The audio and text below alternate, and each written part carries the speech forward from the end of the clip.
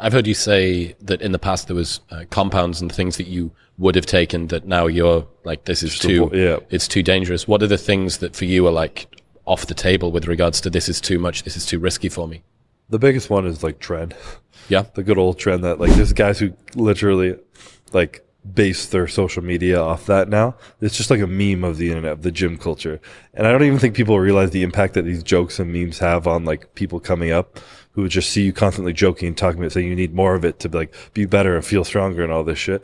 But that's probably the most toxic thing you can put in your body. And I've done it in the past, but I don't anymore. I just haven't touched it in like 5 years. Why? Just the toxicity it causes in your body. Like it just comes in, it harms your kidneys, your liver, just everything that takes your body to process it and go through it. It's just not natural. It's not meant to be in your body. And it makes you strong as fuck. And people say they feel like they're on top of the world when they take it. But to me, that's not really worth the health risk anymore. And another reason why I love Classic Physique is because I hit a weight cap and I was close to my weight cap like 3 years ago.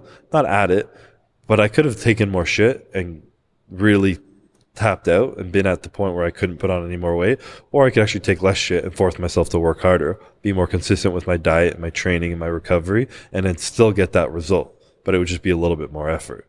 You know, there's a peak open bodybuilder with no weight cap probably needs to do everything to be the best.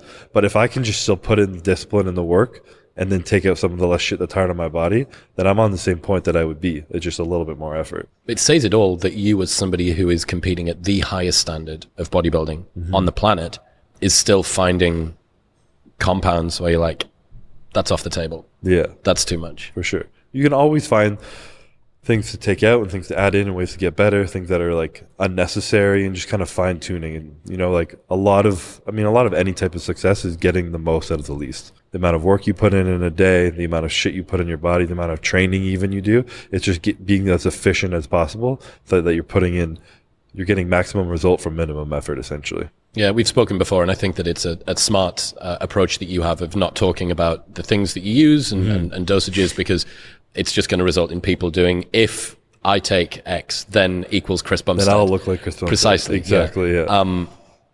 But I think that you've mentioned before, people would be very surprised at how low those numbers are. I think most people in the sport can look at me and be like, okay, he hasn't made much changes in 6 years. Like, and they see me training and they see how consistent I am, so they would understand. But I think a lot of maybe aspiring kids who just want to like maybe look like me or look like a pro bodybuilder, they'd be like, no, I got to take this, but he's lying. Like I need more, like, to be like that. Why don't I look like that? And they don't see A, my amazing genetics, shout out to my parents for that, and then B, the 10 years of work I put in that has been consistent, you know?